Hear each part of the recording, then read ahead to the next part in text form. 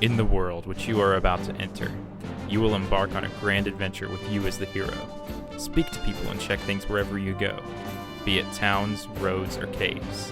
Gather information and hints from every source. New paths will open to you by helping people in need, overcoming challenges, and solving mysteries. At times you will be attacked by others and attacked by wild creatures. Be brave and keep pushing on. Through your adventure, we hope you will interact with all sorts of people and achieve personal growth. That is the biggest objective.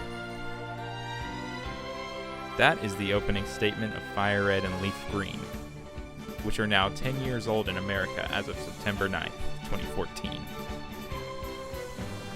So to commemorate this 10-year anniversary, I'm doing a special run-through of Leaf Green version with a random team challenge. And I'm completing the exact same run in the original Japanese green version. But Japanese green version is pretty hard to come across, so I'm gonna have to use an emulator for it. Just kidding, emulators are for chumps. Fire Red and Leaf Green are surprisingly faithful remakes. Until after you beat the game and get the national decks, you can't evolve Golbat into Crobat, for example. And you can't trade eggs over between the two games because eggs didn't exist in the original. So in order to accomplish this, I'm going to have to hatch eggs first in my other games and trade them over. Meaning I'm going to have a lot of fun with obedience. Or disobedience, in this case. Something really interesting that came up is that you can't trade between an English and Japanese first and second gen game because the English and Japanese alphabets were stored in different parts of the memory on those cartridges because they didn't have enough space to save two languages at once, and they didn't think that the link between a Japanese and English trainer was going to be likely back then.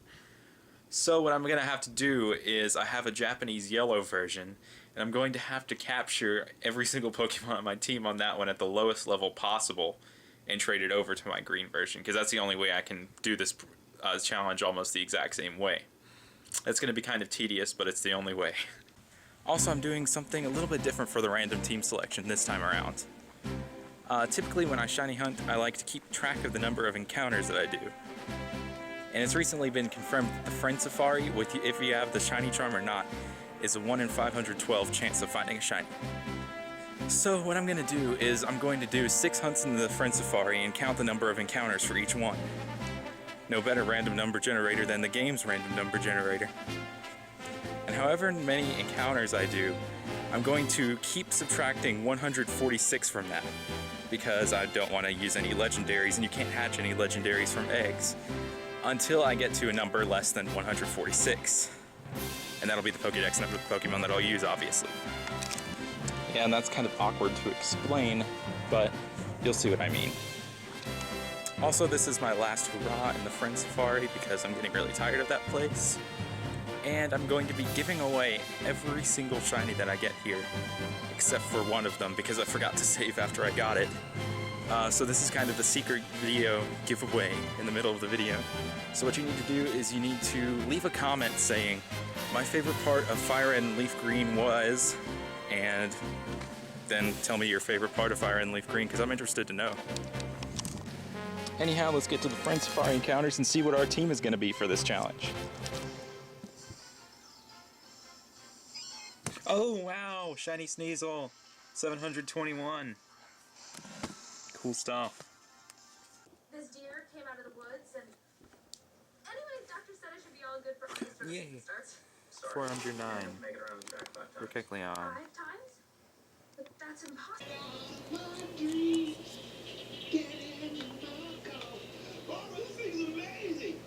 Yeah. 1083. Your favorite bars, lights up.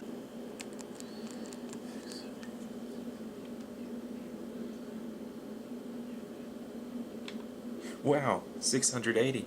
And it's a Lampent.